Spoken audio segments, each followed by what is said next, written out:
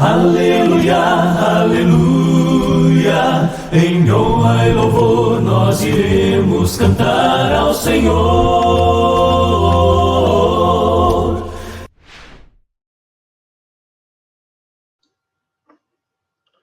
Olá pessoal, Edivaldo mais uma vez. Terminamos a primeira parte da nossa lição e quero incentivar você a dar continuidade no nosso curso, assistindo as próximas partes desta lição, e assim nós possamos continuar crescendo juntos na graça e no conhecimento do nosso amado Jesus. Que Deus te abençoe e te guarde.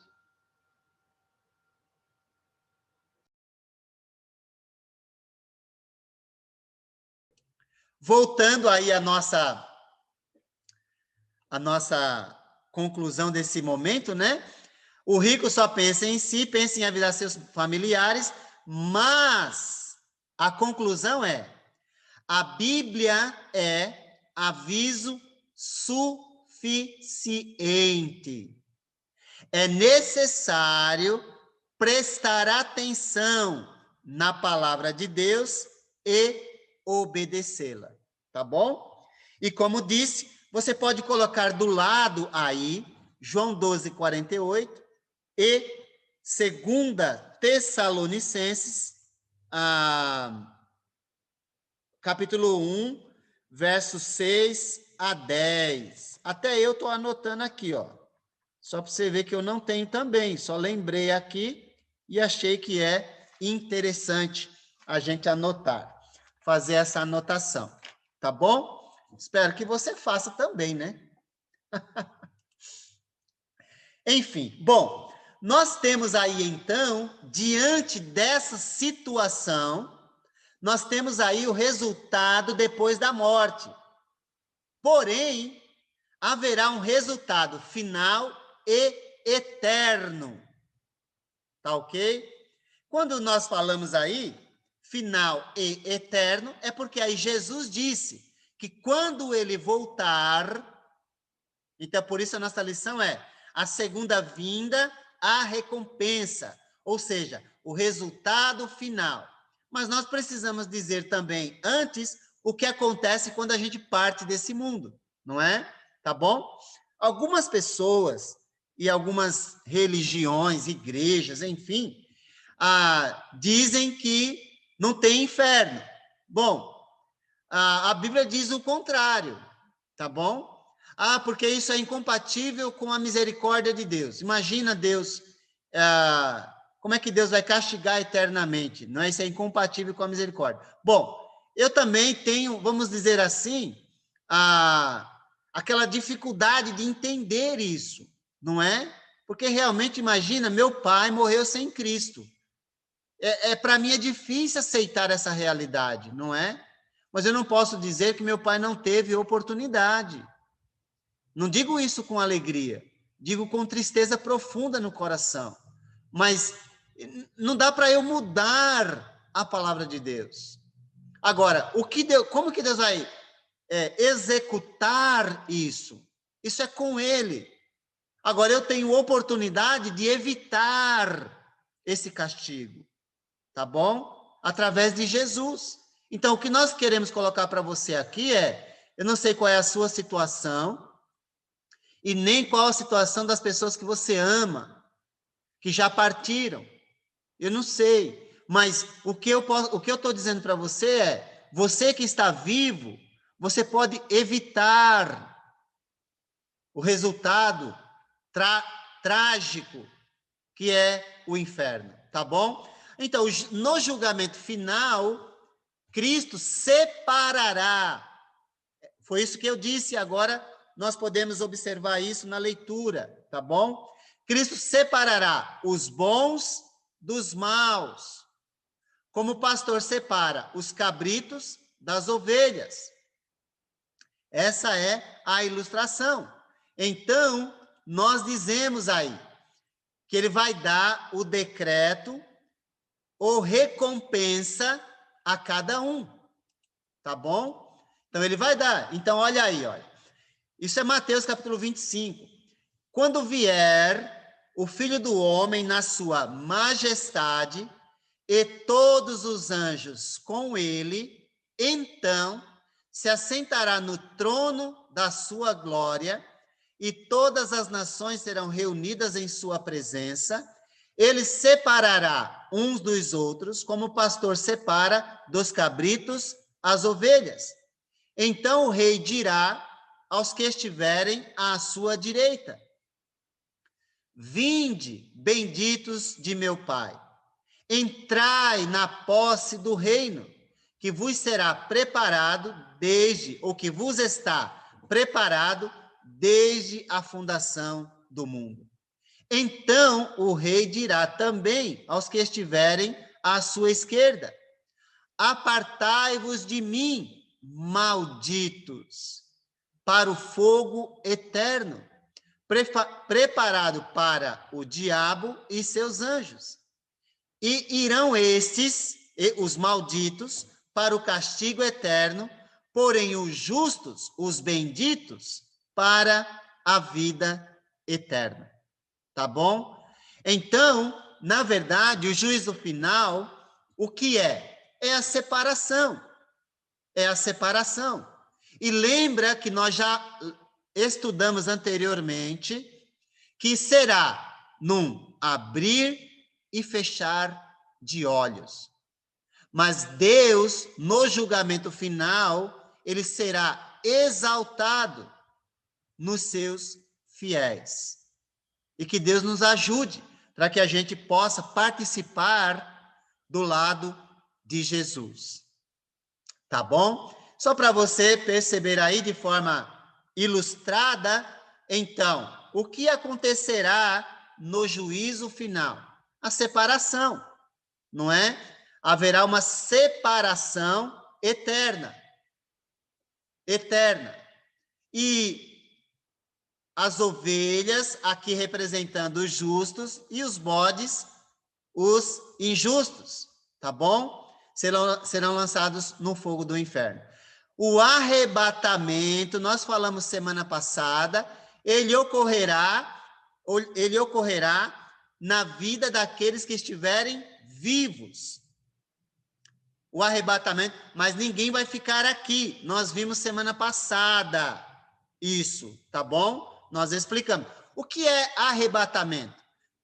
Pela definição bíblica,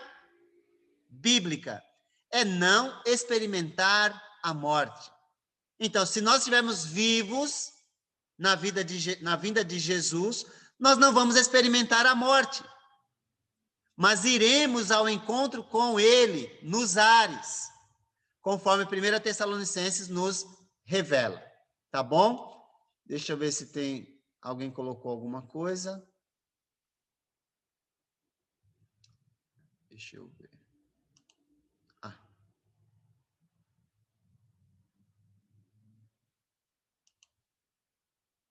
Deixa eu ver.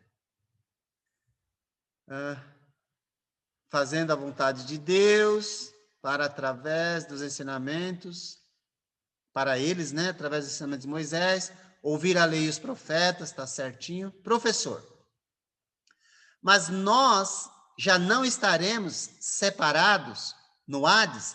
Sim, Giovana, isso. Sim, Giovana, a separação no Hades é justamente a evidência do resultado que nós alcançamos nesta vida e que ficará evidente no mundo dos mortos, tá bom? Mas nós devemos lembrar que no Hades, quem está sofrendo não está no inferno. E quem está no descanso está participando do descanso de Deus já, mas não está na plenitude do céu. Embora já goze do descanso. Tá bom? E quando Jesus vier, ele vai decretar essa separação. De que modo? Fazendo agora, o mundo dos mortos deixará de existir. Deu para entender?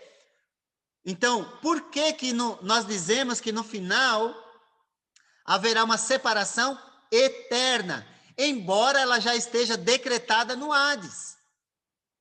Mas o mundo dos mortos deixará de existir. Deu para entender agora? Se deu para entender, você diz para mim aí que sim ou que não. Preciso de mais dados. Tudo bem? Enfim, só para você entender. Ah, ok. Muito obrigado, viu? Mas a ideia é essa. Abra comigo, então, só para a gente finalizar esse ponto, em 2 Tessalonicenses. Eu falei que não ia ler, mas creio que é necessário ler, não é? É meio complicadinho, né? É verdade, né? Então, nesse Hades, a consciência pergunta a Marta, não é? Marta, pelo que nós lemos na Escritura, há consciência, não é? Nós não podemos dizer que não há consciência. O que nós não temos aí é a manifestação do Lázaro, não é? Nós não temos. Mas nós temos a manifestação do Abraão, não é? Tanto do rico como de Lázaro. Ah, foi a pergunta, né? Eu nem tinha lido a pergunta, já estava falando, né? Mas é isso mesmo, Marta. Eu acredito que há consciência. Há pessoas que não acreditam. Mas eu não posso dizer que não existe baseado no que eu li lá em Lucas, tá bom? Para mim, eu acredito, baseado no que eu li em Lucas, capítulo 16, há consciência sim. Até porque o rico, ele está sentindo a tormenta. E olha que vai piorar para ele. Vai piorar depois que Jesus vier. E vai melhorar ainda mais para quem está descansando. Não é magnífico? Então, eu não quero compreender o inferno. Não, eu não quero compreender se vai... É eterno, então nunca vai parar esse sofrimento. Não, eu não quero saber disso. O que eu quero saber é que eu quero estar na presença de Deus. E espero que você também, tá bom? 2 Tessalonicenses marca bem essa separação.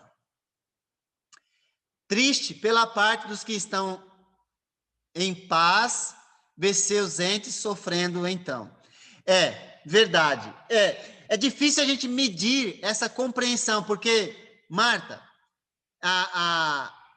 se eu for para o Hades e eu ver meu pai, então não haverá descanso para mim, certo?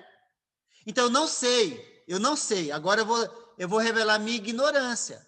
Eu não sei como é que Deus vai fazer isso, porque parece que essa intensidade, esse sofrimento, para mim ou para você, que somos justos, acreditamos que vamos estar do lado de Lázaro, nós não vamos ficar aí até Jesus voltar, vendo nossos entes queridos sofrendo, e nós também sofrendo do lado do descanso.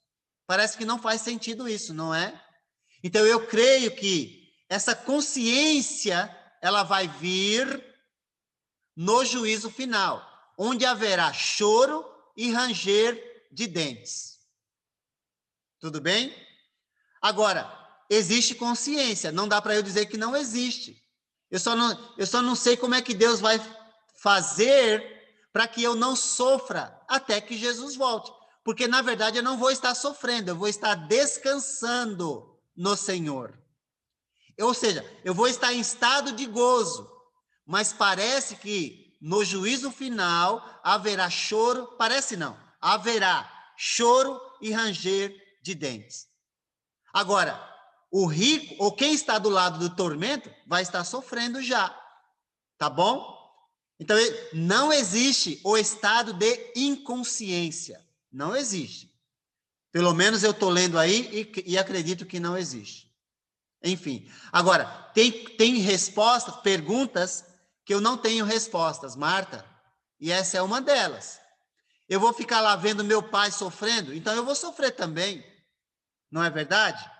Então, eu não tenho a resposta adequada para explicar como é que Deus vai fazer para que eu não sofra vendo meu pai nessa condição de sofrimento. Deu para entender agora? Ok? Enfim, eu não tenho todas as respostas e aqui revelo minha ignorância, tá bom?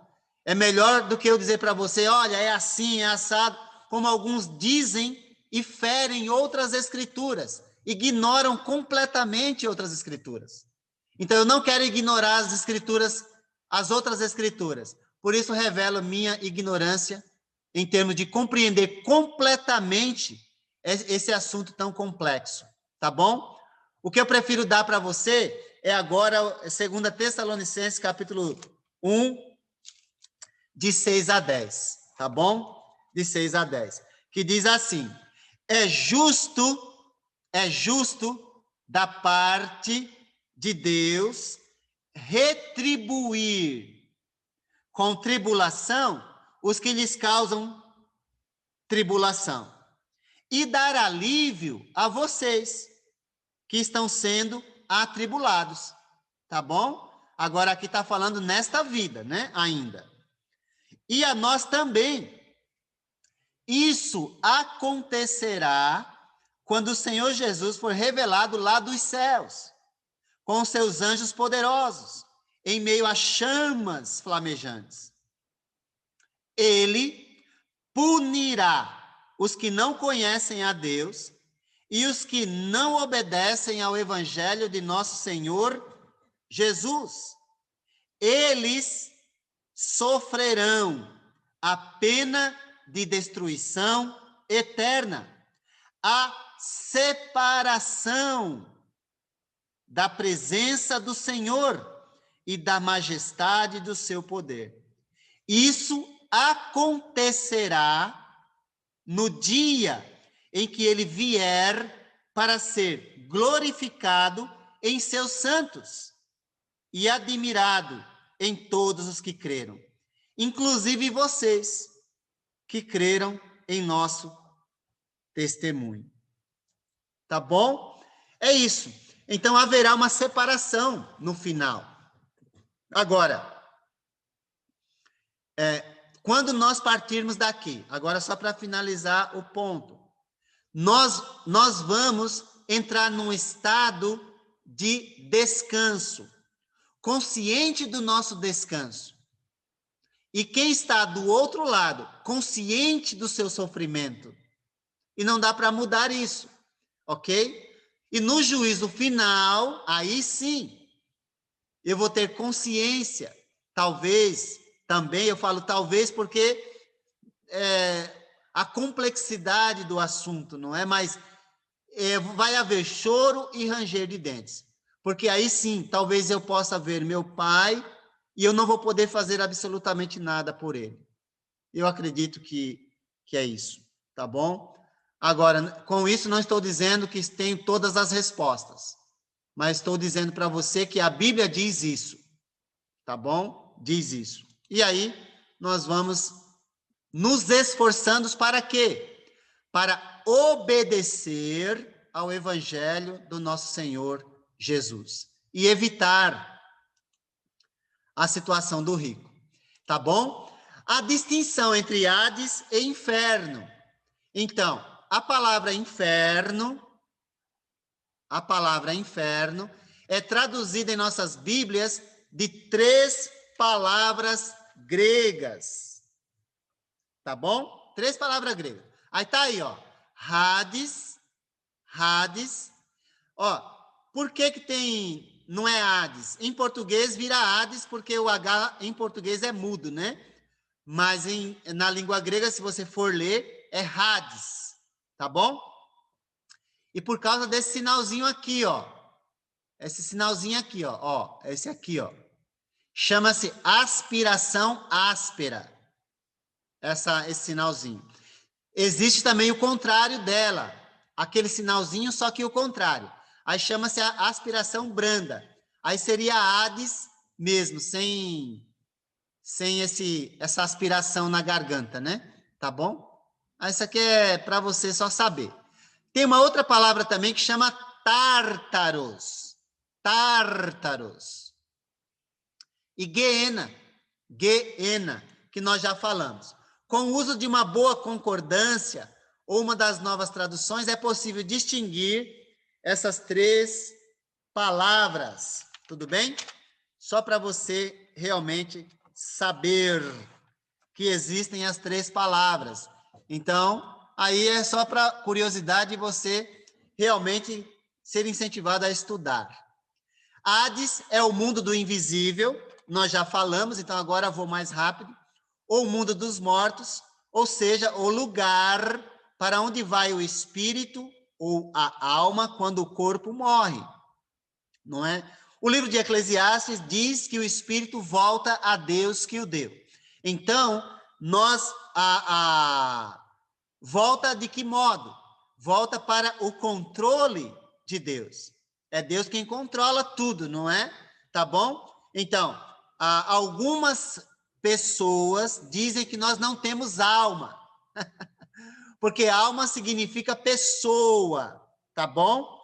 Agora, você precisa estudar bem sobre o assunto. Eu creio sim que nós temos uma alma. Agora, Ezequiel capítulo 18 diz: a alma que pecar, essa morrerá.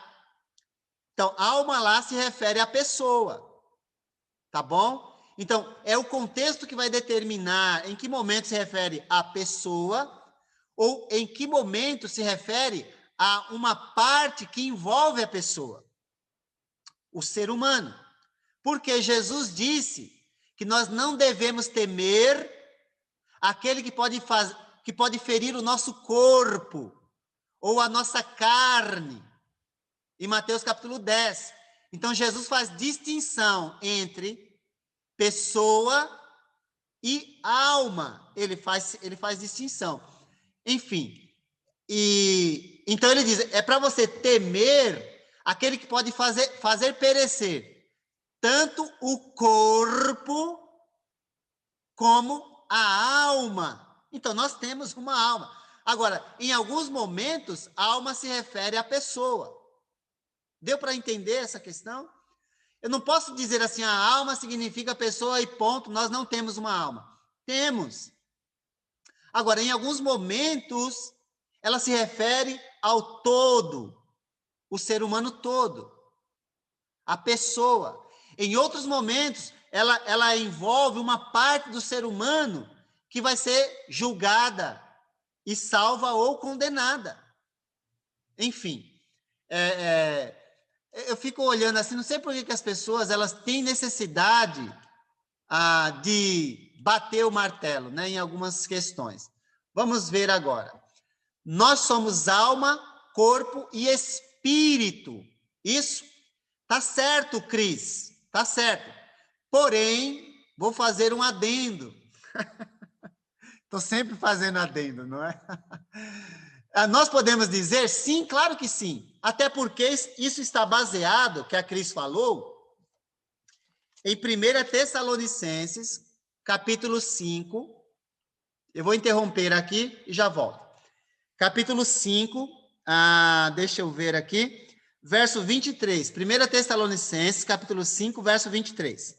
Vamos ler lá, só para você ver onde está baseado isso que a Cris falou. Nós somos corpo, alma e espírito. Verdade. Verdade.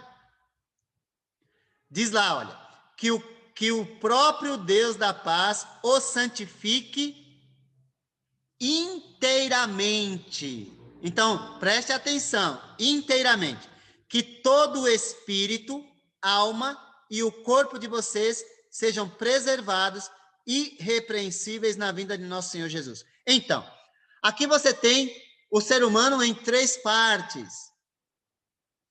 Mas veja bem, isso se refere,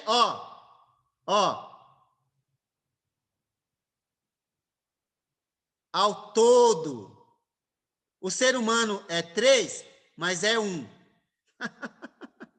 Não sei se você está dando para entender isso. Deus é Pai, Filho e Espírito. Ele é 3, mas ele é dividido? Não, ele é 1. Deu para entender isso?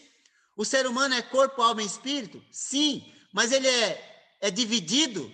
Não, ele é 1. Ele é uma composição de 3 partes, tá bom? Agora, por que eu estou dizendo isso? Porque em outras ocasiões, ele vai ser chamado, o ser humano, de corpo e alma. Jesus falou sobre isso, gente. O ser humano é corpo e alma. Ué, faltou o espírito? Não. Ele só está dizendo que o ser humano é uma totalidade, uma composição total, plena, que às vezes pode ser tratada como corpo e alma, às vezes pode ser tratada como corpo, alma e espírito. Giovana, qual a diferença de alma e espírito? Ela pergunta. Bom, Giovana, tudo que você lê na Escritura, você precisa considerar o contexto. Então, agora, deixa eu falar para você que existe a palavra psique para alma e a palavra pneuma para espírito. Essas duas palavras são usadas para falar do ser humano. As duas palavras são usadas. Assim como em hebraico, a palavra alma é nefesh. Nefesh. E a palavra ruach é espírito. E ambas são usadas para falar do ser humano. Então, você vai ter que olhar para o contexto e ver, porque às vezes o espírito ele está se referindo ao ser humano, e esse vai ser julgado e condenado. A alma, às vezes, está sendo mencionada. Então, é o contexto que vai determinar se, por exemplo, quando você vê espírito em minúsculo, vê se isso vai ajudar. Espírito em minúsculo. Aí você sabe que está falando do espírito do homem. Mas quando você vê espírito maiúsculo, você vai saber que está falando do Espírito de Deus. Porém, essa distinção na língua grega não existe. Não existe. Porque a palavra, tanto para Espírito do homem, é pneuma, como para Espírito de Deus também é pneuma. Então, o que é que determina isso? Se é do Espírito do homem, é o contexto. Não existe a diferença entre maiúsculo e minúsculo. Não existe. Está entendendo isso? O fato é que Deus, quando criou o homem, ele soprou, soprou, ruach, o espírito, e o homem passou a ser nefesh, alma vivente, pessoa, ser humano. Só que depois, essas palavras elas vão se misturar no texto vamos dizer assim, bíblico, se referindo, ora a alma é parte do ser humano, ora é o ser humano todo. E espírito a mesma coisa, tá bom? Enfim, essa faz parte da complexidade do ensino, né? Edivaldo, deixa eu ver aqui. Alguém já falou. Isto é o que difere os animais dos humanos? Você está afirmando, Cris.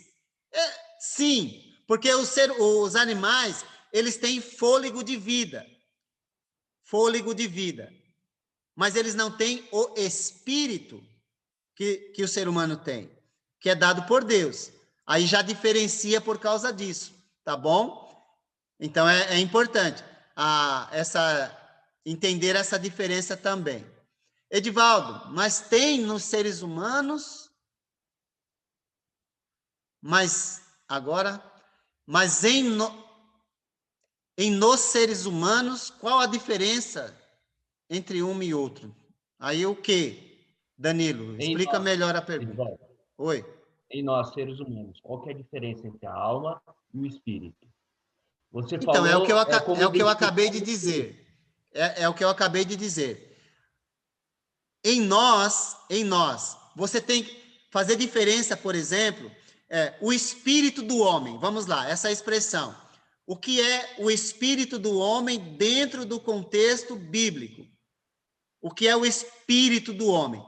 Às vezes, isso se refere às ações que o homem tem. Às vezes, isso se refere ao próprio ser humano como um todo. E quando fala a alma do homem? Bom, a alma do homem pode se referir ao homem como um todo. Gente, tudo você vai ter que observar no contexto. Quando o Ezequiel, ele fala, olha, a alma que pecar, essa morrerá, em Ezequiel 18, 20, ele está dizendo que o homem, ser humano, é responsável pelas suas ações. Então, a Bíblia não se preocupa em fazer essa distinção tão clara como nós queremos. Então, você é que vai ter que, dentro do contexto, descobrir se está se referindo à parte eterna do homem, ou a um momento da sua existência, ou ao entendimento, porque nefesh, às vezes, se refere ao entendimento, assim como psique, tá bom? Enfim, então, essa diferenciação, não adianta eu falar para você, olha, é assim, assim, assim. Bater o martelo. Ou fazer essa divisão clara, sendo que na Bíblia ela não existe. Então, agora, existe uma diferença entre o Espírito de Deus e o Espírito do homem? Claro que existe. Mas quando é que essa diferença ela vai ficar evidente? É no contexto. Não é na palavra Espírito. Você está entendendo isso? Você está entendendo? Se você está entendendo, você dá um joia, dá um sim aí. Na minha cabeça agora deu um nó na minha cabeça, tá bom? Então, não é a palavra Espírito que faz a diferença, e sim o contexto em que ela se encontra. Tudo bem? Então, Espírito do homem diz respeito às ações do homem. Aquilo que o homem é, em alguns momentos. Em alguns momentos. Espírito de Deus diz respeito àquilo que Deus é. Agora,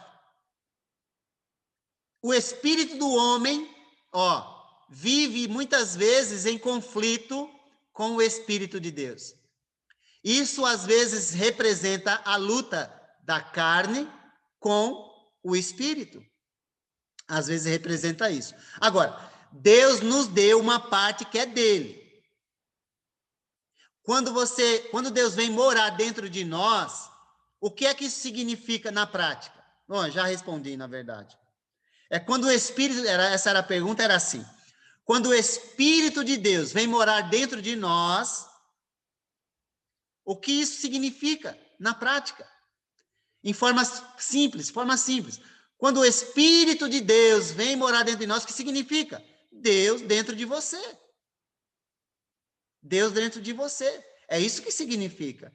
Então, se eu for tentar fazer distinção de palavras, eu não vou conseguir. O que eu tenho que fazer, na verdade, eu como leitor, eu preciso prestar atenção em que contexto que a palavra pneuma ou ruach, que é espírito, ela aparece. Ruach é no Antigo Testamento. Pneuma é no Novo Testamento, mas é espírito. É espírito. Agora, nefesh, alma, no Antigo Testamento, psique, alma, no Novo Testamento. Então, você vai ter que... você está lendo, às vezes, em alguns contextos, alma no Novo Testamento, e a tradução vai estar lá, entendimento, mente, e você nem sabe, nem sabia, talvez, né? Nem sabia, vou usar assim no passado, que lá está escrito alma. Quando você for ler em grego, é alma. Está dando para entender? Abra comigo agora em Marcos capítulo 12, mais um trecho para você guardar. Apesar que você conhece, você é muito inteligente, você conhece esse trecho. Você já sabe já. Eu só vou, na verdade, confirmar aquilo que você já sabia. Olha lá em Marcos 12, 29, deixa eu ver aqui. Isso. 29. Respondeu Jesus: o mais importante é este. Ouve, ó Israel. o Senhor nosso Deus. O Senhor é o único Senhor. Ame o Senhor, o seu Deus, de todo o seu coração, de toda a sua alma, de todo o seu entendimento e de todas as suas forças. Isso aqui se refere a quê? Se refere ao ser humano. Como o ser humano deve amar a Deus. De todo o seu coração, de toda a sua alma, de todo o seu entendimento e todas as suas forças. Aí eu pergunto para você, como é que você faz para saber que você está adorando com todo o coração, com toda a alma, com toda a força e com todo o entendimento? Às vezes você está adorando mais com todo o coração, ou com toda a alma, ou com todo... Tem como você fazer essa medição? Então, o que é que Jesus está dizendo?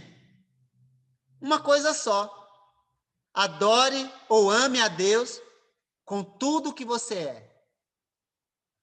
Quem é você? Você é um ser humano pleno, de alma, de força, de coração, de entendimento. Você é um ser humano completo. Adore a Deus com tudo que você é. Não divida você, porque você é pleno, você é completo. Então não adore a Deus com parte de você. Adore a Deus com tudo que você é. Deu para... melhorou um pouquinho mais? Não divida.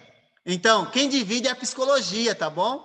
A psicologia que divide o homem em tricotômico, corpo, alma e espírito, e dicotômico, corpo e alma.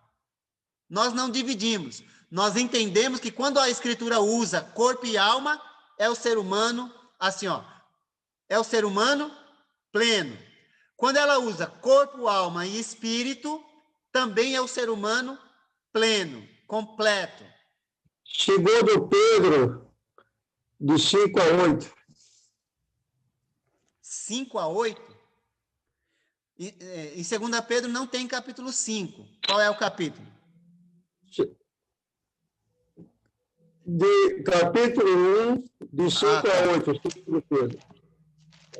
Aí já é outra coisa, né? Mas posso ler sim. Tá bom? De pleno conhecimento, né? Pleno conhecimento. Isso, tá bom. É outra situação, mas vale a pena a leitura. Por isso, empenhe-se para acrescentar à sua fé a virtude, à virtude o conhecimento, ao conhecimento o domínio próprio, ao domínio próprio a perseverança, à perseverança a piedade, à piedade a fraternidade e à fraternidade o amor. Porque se essas qualidades existirem e estiverem crescendo em sua vida, elas impedirão que vocês, no pleno conhecimento de nosso Senhor Jesus Cristo, sejam inoperantes e improdutivos. Todavia, se alguém não as tem, está cego, só vê o que está perto, esquecendo-se da purificação dos seus antigos pecados. Isso mesmo. É para a gente adorar a Deus ou amar a Deus com tudo o que a gente é, com tudo o que a gente tem. Tá bom?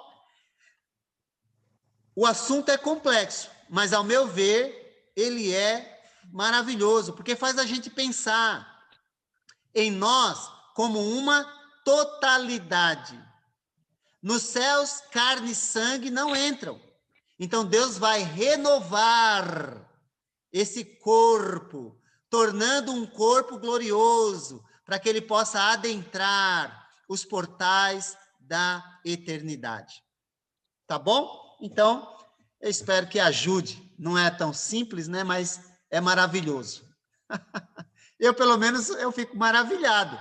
Isso não significa que eu entendo tudo, né? Eu sou muito fraquinho no entendimento, mas eu procuro realmente me regozijar.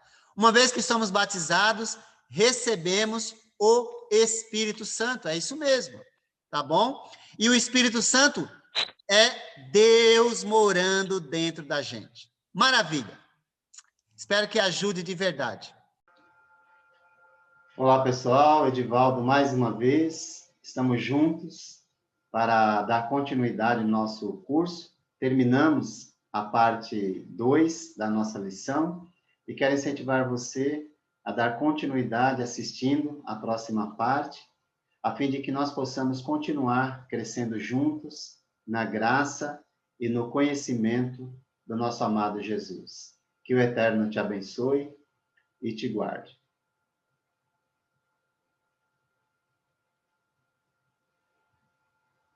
Aleluia, aleluia, em honra e louvor nós iremos cantar ao Senhor.